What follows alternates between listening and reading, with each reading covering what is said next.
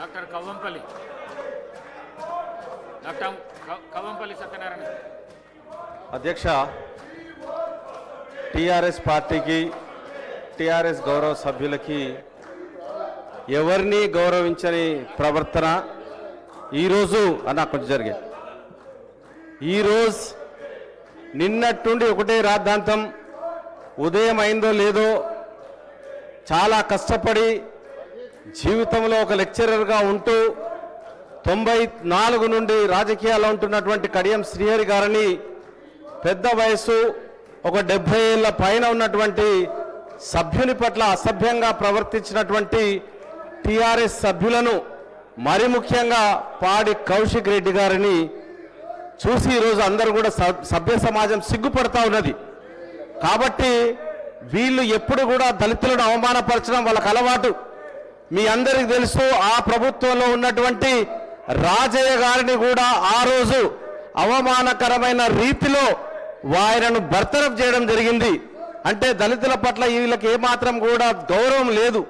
కాబట్టి దయచేసి నేను ఒకటే కోరుతా ఉన్నాను, పెద్ద ఆయన చాలా సంవత్సరాలుగా ఈ సభలో ఉన్నటువంటి వ్యక్తి, విజ్ఞులు, అన్ని విషయాల్లో అవగాహన ఉన్నది, మంత్రిగా చేసినారు.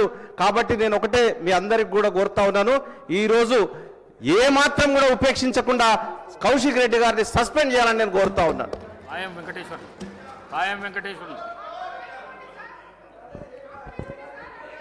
అధ్యక్ష, ఈరోజు సభలో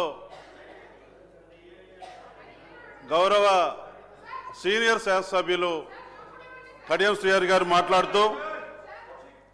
మాట్లాడుతూ ఉంటే కొత్తగా ఎన్నికైనటువంటి గౌరవ సభ్యులు కౌశిక్ రెడ్డి గారు కడియం శ్రీహరి గారు మాట్లాడే సందర్భంలో వారి ప్రవర్తన చూస్తే చాలా బాధ కలిగిస్తూ ఉంది, సిగ్గుమాలిన చర్యగా అనిపిస్తూ ఉంది.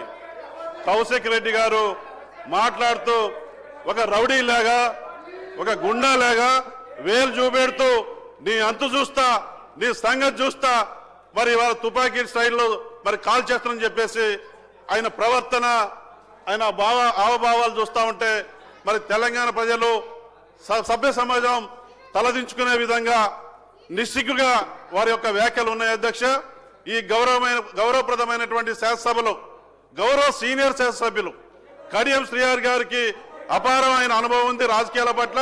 అటువంటి మరి దళిత బిడ్డ అయినటువంటి ఇవాళ బీఆర్ఎస్ హయాంలో వారి 10 ఏళ్ల కాలంలో దళితులంటే లెక్కలేదు, గిరిజనులంటే లెక్కలేదు. నా సొంత నియోజకవర్గం పినపాక మండలంలో, గుండాల మండలంలో పోడు భూమి లాక్కుంటే మరి ఇవాళ అవమాన భారం తట్టుకోలేక చనిపోతే ఆ గిరిజన కుటుంబాన్ని కూడా పట్టించుకునేటువంటి దౌర్భాగ్యమైన పరిస్థితి గత 10 ఏళ్ల కాలంలో బీఆర్ఎస్ ప్రభుత్వంలో చూసాం. అధ్యక్ష, మరి ఈ రోజున ఏదైతే ఉందో గౌరవప్రదమైనటువంటి ఇవాళ బడ్జెట్ పైన ఇవాళ పద్ధతుల పైన చర్చ జరుగుతూ ఉంది. నిన్న